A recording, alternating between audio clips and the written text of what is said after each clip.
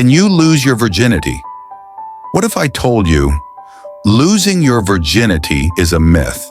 Not a mystery, not a milestone. A myth built on misunderstanding, shame, and outdated beliefs.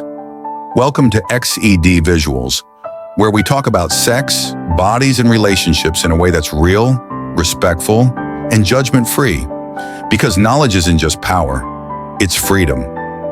Let's break it down. We grow up hearing that virginity is this big first time, a line you cross, a moment that changes everything.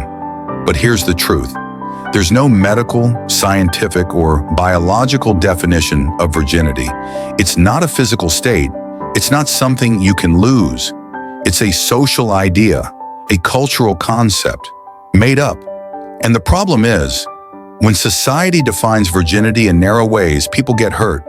For example, many people are told that losing your virginity happens only through penis and vagina sex. But what does that mean for queer people? For survivors? For anyone who doesn't fit neatly into that mold? What if you've had other kinds of intimate experiences that were real, important, emotional, and maybe even life-changing? Do those not count? Exactly. That's why the virginity myth doesn't work, because it ignores the diversity of our bodies, our identities, and our experiences. And then there's the hymen. So many people believe that the hymen breaks the first time someone has sex. But that's not how the body works. The hymen is just a thin piece of tissue around the vaginal opening. It doesn't seal the vagina. It doesn't snap like a rubber band. In fact, it can stretch or not change at all during sex, exercise, or even naturally with time. Some people are born with very little hymenal tissue, some have more, and some experience bleeding, while others don't. None of that is a sign of whether someone has had sex. Medical professionals have confirmed it again and again. You cannot tell if someone is a virgin by examining their body, and yet the myth continues. In some places, it's even used to shame or control people, especially women and girls.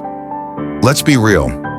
The virginity myth is often about purity culture, about deciding who is clean or respectable and who isn't. It teaches people that their worth is tied to what they have or haven't done with their bodies. It makes people feel broken, dirty, or ashamed for having sexual experiences, or even wanting them.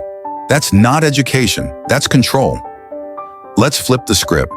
Instead of talking about losing virginity, what if we talked about first sexual experiences, mutual decisions, exploration, consent, and care? Because that's what intimacy should be about. Not shame, not fear, not checkboxes. And your first time, whether it's physical, emotional, or something in between, it doesn't define your value. There's no timer, no rule book, no age limit that says when you should or shouldn't. There is only your comfort, your readiness, your choice. You don't lose anything. You learn, you grow, you decide. And that's power. So the next time someone asks, "Have you lost your virginity?" maybe flip the question around. Why are we still asking that? Let's stop measuring worth with outdated ideas. Let's talk about real things like respect, communication, and trust, not myths. Share this if you believe people deserve better than shame. Let's rewrite the conversation with truth, with care, and with you in control.